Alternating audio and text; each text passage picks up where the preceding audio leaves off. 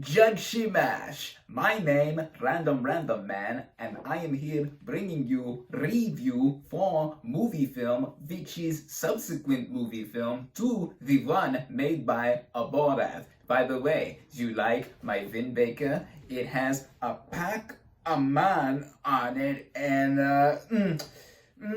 I don't know what this means. What is up, everybody? Random Man here, bringing you another video during this current quarantine era. I hope everyone out there is continuing to stay safe and be well during this unpredictable time, as I am here bringing you my review for Borat, subsequent movie film.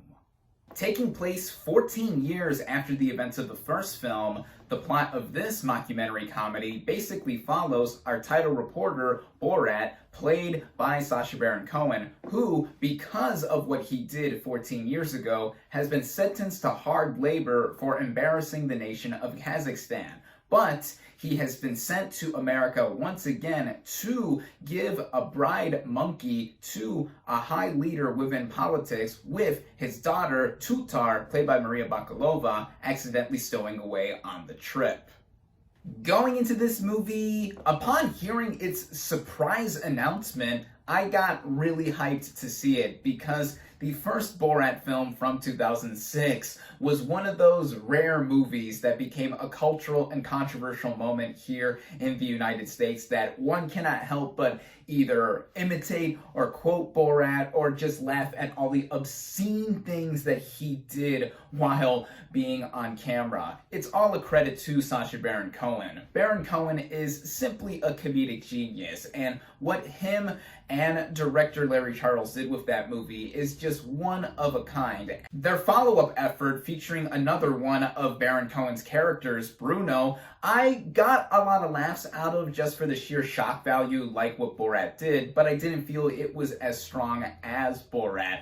And even with the different projects that Baron Cohen has taken afterward, like The Dictator, which is not a mockumentary film like Borat or Bruno, he does show off his skills as a performer there. And with the announcement again of Borat's subsequent movie film having been made in secret and now being released right before this upcoming US presidential election, this is something that looked like it was going to be of the utmost contemporary commentary. Starting out with the cast and their performances, we again have, of course, Sacha Baron Cohen as Borat. Now, what is there to say about him that hasn't been said already with what he did in the first film? He basically brings us more laughs and more of the same likable and very politically incorrect personality that he exuded before. With that being said, though, I have to say that the breakout star of this movie is Maria Bakalova as Borat's daughter, Tutar, who accidentally stows away on this journey of Borat's to America once again.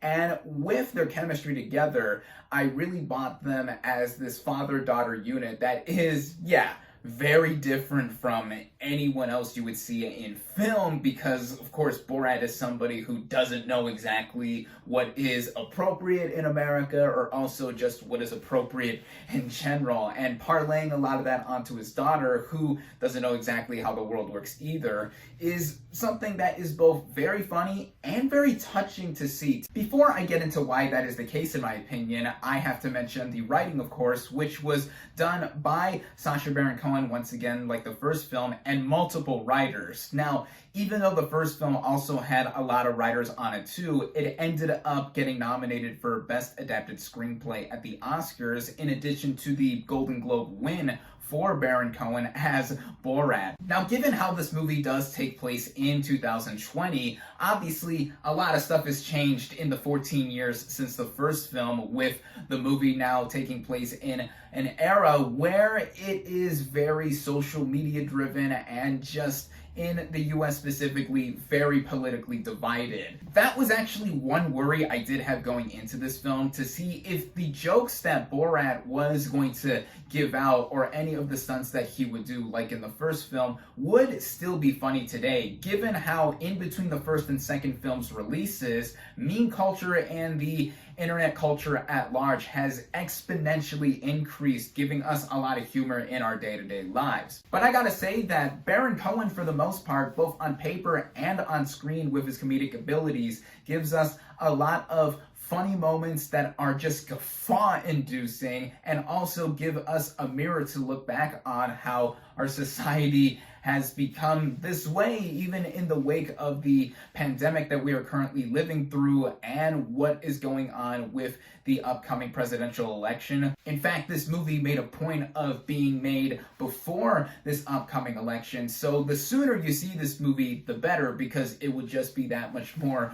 relevant to what is happening here and now. And it's also something I have to give props to Baron Cohen and company for having shot this movie mostly in secret. No one could have predicted that the current pandemic that we are living in just happened earlier this year, so he and others had to work around that and integrated it into the story, I felt, to an almost seamless degree. That and other factors do make this film more overtly political than the first. Granted, the first film had a lot to say about politics as well, but it was also mainly about the journey of Borat coming to America and adjusting to life there. But even with that, this film has the added angle of the father-daughter dynamic between Borat and Tutar, and I think that's what makes this movie have an edge over the first in terms of having heart. This film is unexpectedly emotional at times, especially with the more tender moments between the characters, even though Borat, with his really ignorant self and saying a lot of this rigmarole to his daughter, is something that is both hilarious and just outright stupid to say.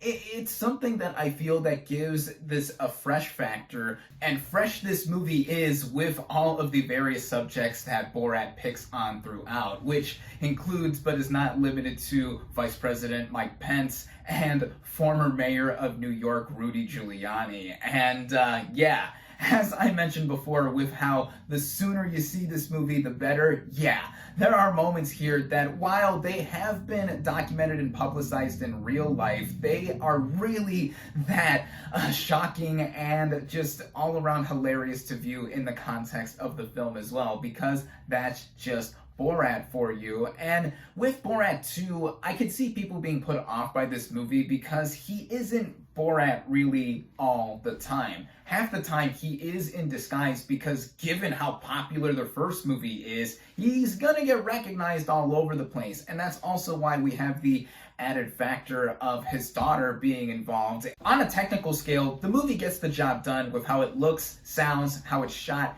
and edited for what it's supposed to do as a mockumentary film, given how some moments are filmed in secret with hidden cameras, or they show a bunch of the reactions of people around Borat and his daughter, and it's basically something that is to be expected with a movie like this. And the way it runs at just over an hour and a half, like the first film, I thought it was briskly paced, and I thought that it mostly utilized its running time well, though, like the first film, there are moments that are stretched out on purpose to really make this movie fill out its narrative. And if we're speaking on the topic of issues, I would say that in comparison to the first film, this sequel is likely not going to age as well with how current it is and how overtly it is to the current moment. In fact, the movie makes a point at the end to go vote, and while I personally don't ever get political here on my channel, I would have to agree and go out and vote if you're able to. Vote early if you can. I'm certainly gonna vote. With that all being said, this is something that for fans of Borat like myself will have a real kick with. If you're not a fan of Borat or the sense of humor of Baron Cohen in general, like with stuff that he has done in the past, like the Ali G show, this is not going to convert you in any way, shape, or form with how this movie is. And I can already see a lot of people saying that the joke of Borat being now in the modern age is just not funny anymore. But as for me, and I think just about anyone who is a fan of Borat, they will really get quite a bit of fun out of this. I definitely recommend Borat subsequent movie film. My final verdict for Borat subsequent movie film is 4 out of 5 stars.